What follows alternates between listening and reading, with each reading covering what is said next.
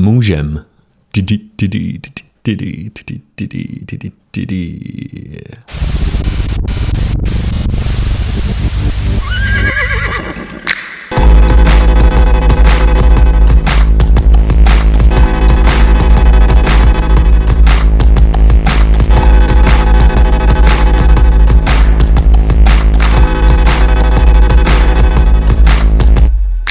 Dobré aktuálně dopoledne, vážení posluchači podcastu roku.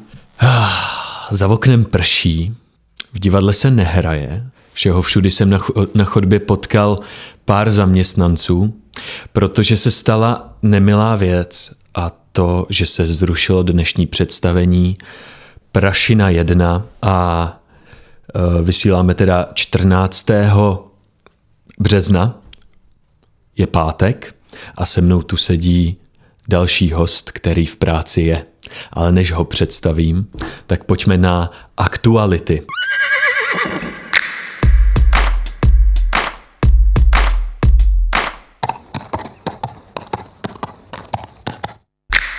Jak už jsem zmínil, dnešní představení Prašina je zrušeno, ale není to kvůli Vojtovi Říhovi, který už je zdravý, to máme všichni radost. Už zvládá svoje představení zase bravurně, jeho hlas je úplně v pořádku. A tuto informaci minule hlásila Martina Čižová, která nás právě opustila, respektive opustila divadlo a je nemocná, takže se omlouváme i za zrušená představení jako podoba věcí. Taky se zrušil Lovuzdar a dnešní Prašina, za což se moc omlouváme. Hrozilo, že se zruší i představení Čtyřlístek, ale naštěstí nás zachránila Anička Peřinová, kterou určitě si pamatujete z některých inscenací, jako je Maryša z Babělci a tak dále, která přijela a za Martinku to odehrála. Takže děkujeme Aničce, zachránila nám představení a ještě k tomu takové krásné, jako je Čtyřlístek. Nicméně, v divadle jsme vytvořili tým odborníků na Harryho Pottera a zúčastnili jsme se kvízu. Teď nevím, kdy to bylo to pár dní zpátky, byli jsme ve Slávii a z 18 týmů jsme skončili 4. Já si myslím, že to byl moc pěkný večer a všem děkuju. Proběhla derniéra Celý život nestačí, krásný představení, ale muselo se tak stát. Čeká nás 19.3. další derniéra Doma jsem zlato.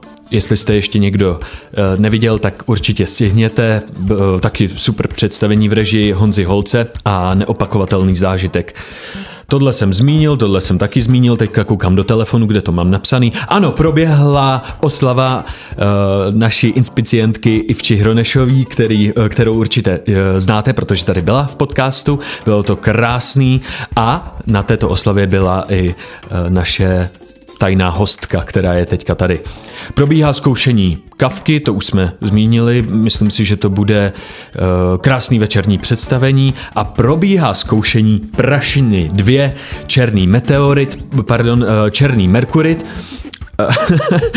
na což se určitě spousta z vás těší, takže intenzivně se na tom pracuje a když jsem se ptal na charakteristiku různých postav, tak Vojta Říha, představitel hlavní postavy, říkal, že se máte určitě na co těšit, že Jirka bude ještě víc dementní. Nicméně náš umělecký šéf má taky zranění, nějak si s prominutím rozjebal nohu a teďka má takovou plastovou sádru, takže máme další raněné, kromě Martinky Čižové, i náš umělecký šéf.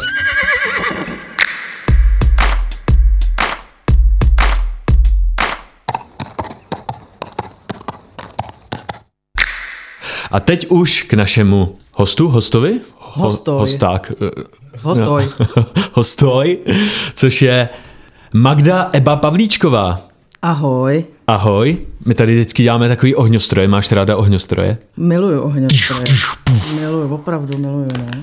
Jo. Počkej, nespěj ještě týden pak. Magdo, ty jsi rekvizitářka, trenérka a také knihařka. To jsem. Vystudovaná. No, tak ano. Jak? Tak, ano. Absolvovala jsem studia výučním listem. Kde jsi studovala? V Lanškrouně. Jsi rodilý Hradečák? Jsem. A proč Lanškroun? Ono se to nikde jinde neučí. Aha. A učí se to doteď v Lanškrouně? Mám za to, že ano. Doufám. Doporučila bys tohle studium? Bylo to zajímavý? Řekni nám něco o studium knihovnictví. Knihařství. Knihařství. Děkuju za opravení. Hele, je to hrozně hezký, ale neuživíš se tím pravděpodobně. A živila se s tím chvíli? Ne, já jsem jenom jsem byla na brigádě ve skvělém knihařství. To si tady koupil od jako pozůstalost po knihaři Zlatníkovi v takový boudě, která už neexistuje u Orlice. Původně jihlavský knihař Pepa Pácha, který tady dělal taky rekvizitáře kdysi. A tak tady chvilku tady to a pak to myslím už se zase vrátil do Jihlavy a užívá si důchod. Tak já jsem u něj jedny prázdniny dělala. Dobře, ale pan Pácha už tu není, ale ty jsi tu jako rekvizitářka. Tak. Vlastně máš nějaké představení v besedě třeba? Teď ne. A pro ty, co jako každý si asi představí, co to znamená být rekvizitářem nebo rekvizitářkou, ale co ty bys řekla, že je hlavní náplň tvý práce? No nejvíc času zabere výroba komedie. Ve smyslu vymyslet jak. Protože tam je základní problém. Jen teda dodám, že komedie myslíš jako představení. Tak.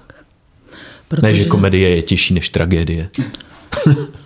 Spíš kolikrát tragédie je lehčí než komedie. Jo, je to tak. Někdy jo. Ale mluvíš celkově o představení. O představení, ano. Ty dostaneš úkol, ale většinou ty musíš nejdřív přijít na to, jako, co ten úkol jako znamená. Protože většinou to dokážu vymyslet líp řešení té věci. Jo, takhle. Protože hodně koukám jako po obchodech, vlastně spoustu času trávím na internetu a koukám, kde co mají, speciální obchody a tak. Jeden z mých oblíbených obchodů je obchod pro preparátory. přímo internetový obchod. No. A tam mají prostě umělé oči a jazyky a čumáčky a tak. No a to hodně tady využíváme? To mám pocit, že moc ne, že by umělý oči nebo... No moc ne, ale kolikrát, když je něco potřeba vyrobit. Jasný. Když se teďka dělala třeba ta lepka do líra, tak kdyby tam byly potřeba jako nějaký bulvičky, tak je tam pořídit. Počkej, a v Lírově je lepka, taková diamantová. No. A v Hamletově je ještě lepka. A tu si taky vyráběla? Tu jsem patinovala. Protože ta, co je v Lírovi, tak je pravá pravděpodobně. Někde z pozůstalosti zdravotnické školy. A ta původně hrála v Hamletovi. Jenomže tam s ní házeli a mně se to opravdu nelíbilo. Takže jsem koupila falešnou, kterou jsem napatinovala, aby vypadala jako... To mi taky přišlo divný vlastně, že hrajem fakt s doopravdickou lepkou. Vlastně je to něčím jako je to nějakým způsobem zajímavý, ale pak otázka je jako morální kodex. Právě. No tak bohužel jako skončila jako pod diamantama, protože jsem tam měla šibeniční termín a nesehnala jsem jako dobrou lepku, jako abych to stihla udělat. Jasně. No vidíš, tady říkáš, co se jako tak používá nejvíc. Co se používá nejvíc u nás tady v divadle? Nějaký typ rekvizity, knihy třeba. Si myslím, že se dost používají. Hodně se ničej, že to je blbý. Ale většinou to bývá, že se objeví jedna rekvizita, kolikrát úplně banální, třeba klacek. A najednou se třeba hraje ten klacek třeba ve 3, ve 4 komediích, protože všichni chtějí klacek. A je to zvláštní. Stejně podobně zvláštní, jako když my naskoušíme Hamleta, tak ho naskoušeš další 5 divadel prostě po republice. Jasně. To jsou takový ty zvláštní věci. Takže rekvizita, klacek, Hamlet, divadlo. Tak. Přemýšlím, v čem je třeba klacek. No. Ne, dobrý. Ne, teďka zrovna v ničem, ale bylo období třeba klacků, bylo období lavorů. Tak jako... A teď je období čeho? Mně přijde docela, že teď máme v hodně inscenacích pistole třeba. No pušky. Jo, tak to je zábavička. No, jasně. Z toho to nejde. A střílecích, no. Nicméně, říkala si internetový obchody, ale když potřebuješ něco jako jinýho, kam v Hradci chodíš nejčastěji? Jako kvůli divadlu? Do zbraní a střeliva asi. Jo. Aha. A třeba takový ty levnější obchody jako Action, Pepko, navštěvuješ tyhle obchody? Ale moc ne, protože Action jako, tam jsem kupovala vánoční ozdoby do divadla. Tam jsem udělal velký nákup na Vánoce, ale já to mám dost z ruky. Protože... A máš skútr? Ty jezdíš na skútru? No teď právě ještě ale teď ne, ještě nemůžeš, no. Když mám skútr, tak to je paráda, ale jinak to je časově náročný do Exnu jít a zase jako nějak toto. Ale tak samozřejmě, když něco potřebuju, tak tam jít musím. Ale Pepku taky, jako to, my tam nakupujeme takový ty, když potřebujeme přepravky, protože tam mají poměrně levně. Tam jsou super ty krabičky, no. Ale zase tak o tolik, že by to bylo levnější, takový ty věci, co potřebujeme, tak v podstatě jako... Dobře, a ty jsi z divadelní rodiny, dá se říct. Tvoje, nebo tady v Klitsperově divadle působila, nebo pracovala i tvoje mamka, táta, že? Kdo ještě? A ségra tady je. A ségra. Tady je. Ale je to tak jako náhodou všechno. Jasně. My jsme tady nikdo být nechtěli vlastně. No a jak to teda vzniklo? Pojďme se k tomu dostat. Teda. No vzniklo to tam ještě, než se naši poznali, tak táta už tady pracoval jako kulisák. Nějak náhodně, nevím, jak se to stalo. Ale většinou to bylo přes hospodu takovýhle. Že se schání kulisák a v hospodě se najde někdo, kdo zrovna hledá práci. Takže v nějak 70. letech tady táta byl. Pak se potkali s mámou a záhy se brali a táta sehnal místo jako rekvizitář v Karlovarském divadle.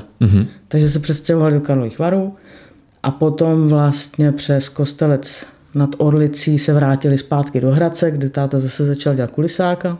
Potom v 90. letech tady ségra dělala rekvizitářku, když bylo 18, asi na 2krát.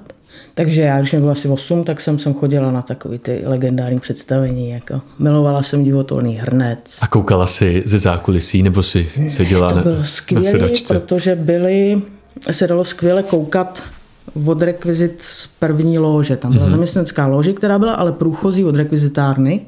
Ale to doteď je, ne? Není. Tam se dostaneš ke světlům, že jo? Jo, což ale myslíš až tu loži zatím. No. Jo.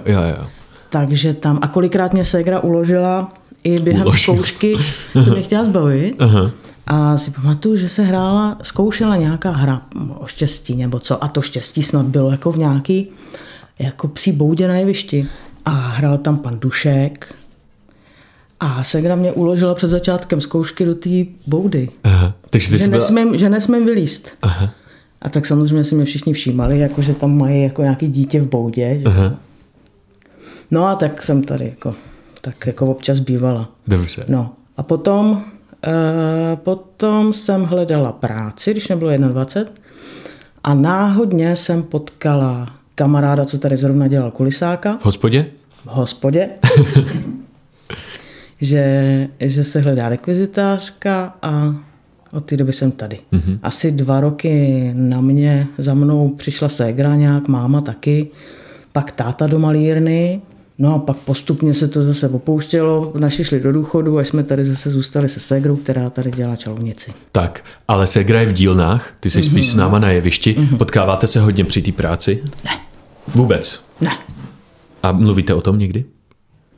Hele, radši ne. Chodíš si pro radu nebo Hedvika za tebou? Vůbec. Občas, když se potkáme u našich, tak tam nějaký drby jako projedem. Jasný. Ale většinou prostě jako táta přijde a řekne, jako ať se o tom laskavě nebavíme, takže... Aha.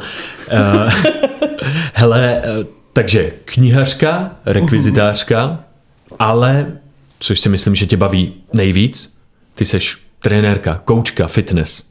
Ano. Baví tě to nejvíc asi, ne? Jo, baví mě to. Přijde mi to smysluplný. Trávíš tam dost času? Ty jsi teda nejen moje, ale i dalších lidí z Klitsperova divadla. Já ti říkám osobní kouč, protože Magda mě vlastně vysvětlila, jak to všechno funguje, to cvičení a takhle. Kdybyste chtěl se někdo přihlásit, jsou to skvělý tréninky, je to fakt obohacující. I na mysl, i na tělo. Já si myslím, že to je nedílná součást pro lidi, co pracují v divadle, nebo i tahají těžké věci, i na tu mysl je to dobrý, že si člověk odpočine. Ty jsi to takhle i objevila, ne? No, tak já jsem si to asi přál odjakživa, ale já jsem takový člověk, co potřebuje, aby ho někdo na to místo dovedl a ukázal mu to nějak, že sama jako málo někam vkročím, aniž bych to tam znala. Takže jsem si hodně počkala s tím, že ještě tam, když jsem přestala kouřit, asi teď to bude 10 let, tak jsem ten týden začala běhat, což bylo dost absurdní. Teda, ale... Jasně. Kolik jsi tak naběhla třeba poprvé? Jestli si jako to pamatuješ. To bylo málo, to bylo půl kiláku, jako jsem byla šťastná. Vem si, že jsem třeba 12 let kouřila 2 krabičky denně, takže ono to bylo opravdu, to bylo jako marnost. A já do dneška jsem marná v tom, protože mě to nebaví vlastně. Ale potřebovala jsem vydržet nekouřit, takže jsem každý den ráno běhala v 5:30 ráno, abych nikoho neviděla. A plus, abych si mohla udělat režim, protože u divadla prostě je to každý den jinak. Ale když o 5:30 ráno se skutečně nic neděje většinou. Takže jsem takhle běhala, dohromady, já nevím, asi 4 kiláky to byly denně. Pak jsem k tomu přidala ještě plavání. Takže jsi potřebovala zlepšit fyzičku tímhle s tím? Ne, potřebovala jsem vydržet nekouřit. Jo, takhle, takže kvůli tomu si takhle si zdávala jako plaváníčko. A pak se na to člověk zvykne, protože mu je dobře potom. Je to tak, no. No a potom mě partnerka vlastně dovedla do fitka náhodou. A od té doby, teda ty začátky byly dost krušný, bylo to strašný, bylo to opravdu strašný. Já ještě mám anarchistický mozek, takže moc nemusím, když mě někdo jako říká, co mám dělat. Aha. A ještě když to bolí, že bylo to opravdu hrozný. A skrz tu hrůzu jsme se s mojí trenérkou velice spřátelili. No a později vlastně jsme přemýšleli, jak to zúročit, protože jsme zjistili, že to jako že mi to dává smysl, že mi to jde. Ale zjistili jsme, že jako soutěžit skutečně nebudu, protože představa mě s dlouhýma řasama na podpatkách a v bikinách byla naprosto děsivá. I pro tvůj mozek, nebo? Jako kompletně, pro všechny. Jako to snad nikdo neměl žádnou jako... No aspoň by to bylo jiný, že jo? Nebo já zrovna tenhle svět jiný. Fitness moc nesleduju, ale často mi to přijdou vlastně ty lidi dost podobný. Já ještě k tomu nejsem soutěživá, takže tam vlastně to vůbec nedává smysl. Tak to by to postrádalo ten smysl, úplně. Tam šlo jenom o to zúročení nějaký. Tak jsem zase tak jako, že by to trénování... Tak nakonec se tady otevřel kurz jako u CrossFitu hradeckého ve Steel Wings. Tak jsem si prošla tím kurzem. To můžeš říct, jak takový kurz probíhá? Kolik to má tak lekcí třeba? Ty jo, no je to klasický kurz jako rekvalifikační. Takže já nevím, kolik to má, 140, 150 hodin, 160, já nevím, jak to je. Bylo to o víkendech, tady v Hradci, takže pohoda. A máš tam prostě asi půlka z toho je teorie a půlka z toho praxe. S tím, že ono to je jako fitness, ale na stroje nejdeš vůbec, je to v podstatě jako crossfit. Ale dostaneš tam základy o lidském těle, základy o stravě, jsou tam jako přednášky, jako fyzioterapie a tak, aby jsi nějaký jako vůbec povědomí, aby ti bylo jasný, jako s čím, do čeho se nemáš motat. Jasně, a máš toho člověka poslat někam jinam. No a vlastně to jsem nějak jako se mi podařilo taky záhadně jako udělat a jako všechny takové ty papíry, co člověk získá, tak jsou u mě jako záhadou. Tak jsi to evidentně chtěla, já jsem tak jako překvapená vždycky, když mi to vyjde.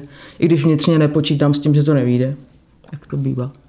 No a od té doby vlastně jsem začala schánět literaturu a číst a začala jsem poslouchat, hodně se věnovat poslouchání a čtení věcí od Institutu moderní výživy. A plus mám prostě toho šéfa, tu moji trenérku ve fitku, která má prostě jako přes 20 let praxe, takže tam to je jako jasný, že všechno s ní konzultuju. No. Bavíme se konkrétně o Centrum nových sportů na Benešovce, kam chodíme a je to tam super, můžu jenom doporučit. Dobře, tak jo, ještě se tě chci zeptat vlastně na tvoje nejoblíbenější místo, kam se, protože to tady řešíme prostě skoro vždycky. Když jdeš za jídlem, kam jdeš v Hradci? Domů. No jasně, ale kdybys měla jít do restaurace, se někam najíst? No, já jsem vegetarián, takže mám docela omezené možnosti. Takže jako velice dobrý jídla si pamatuju, když jsem ještě někam chodila, byly na Náplavce. Jo, to doteď je veganský burgery, jako mě tam vyhlášený, no. Dobře. Víš, co tě teďka čekám? Ne. Mám na tebe takových 10 otázek. Přímo na tělo. Tak se prosím tě soustřeď a jdeme na to. Dobře. Co bys ocenila jako novou položku na lístku v divadelním klubu? Taky dost běžná otázka. Protejňák. Předtréninkovej? No jo, Jasný, že by se ho tam kopla a tak to si může dát i to. I právě v tom fitku, že jo? No můžu, ale proč ne v klubu? Proč? No, OK, to je taky pravda. Proč ne? Hele, teďka mám takovou otázku.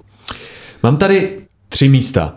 Je to americká burgerárna, akvapark a bazar se starožitnostmi.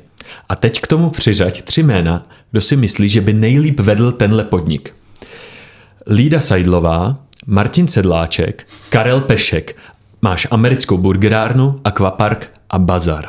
To se úplně míjí, jako. No, tak zkus přiřadit. Bazar Lída. Ta by, myslíš, nejlíp prodávala a sbírala starožitnosti. Dobře. Pak burgerárna, akvapark, Pešek, Sedláček. No, tak pak už to je jasný, si myslím. Burgerárnu Karel a akvapark Martin. Jo. Jo, já jsem si právě myslel, že protože vím, že Sedlis má rád hodně burgery. A já jsem si vzpomněla ještě na jídlo. No tak řekni jídlo ještě. Exit. Dobře.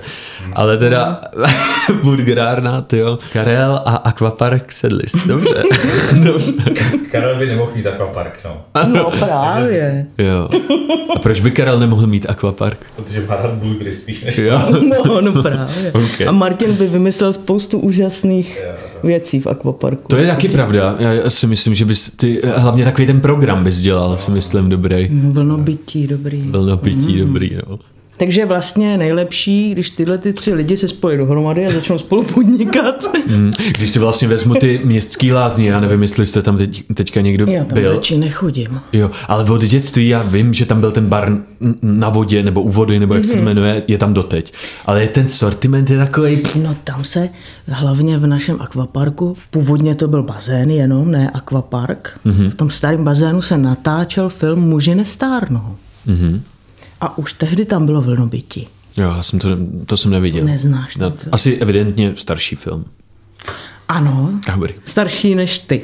No, to je hezký. Ano. No, takže si myslím, že by to jako taky oživilo. Jako Marťas by to oživilo. Tak, kolik hodin spánku? Protože nestárne. Tak ale dost teď už, jo? A jak ty ráda říkáš ve fitku, nesměj se a poslouchej. Jo. Kolik hodin spánku je pro tebe dost denně? 10. 10. Ale neděje se to příliš často.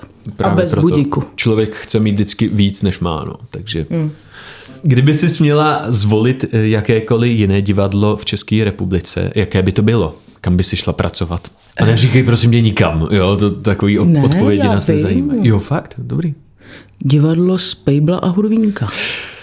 No vidíš, a já jsem si říkal, že když jsem dělal tuhle otázku, že to bude, no Pardubice, abych to měla blízko, jako za Alenkou a tak. Takže by to bylo divadlo Spejbla a Hurvínka, to je hezký. Tvůj nejoblíbenější režisér, se kterým nejradši pracuješ? Nebo jsi pracovala? Já mám ráda všechny režiséry.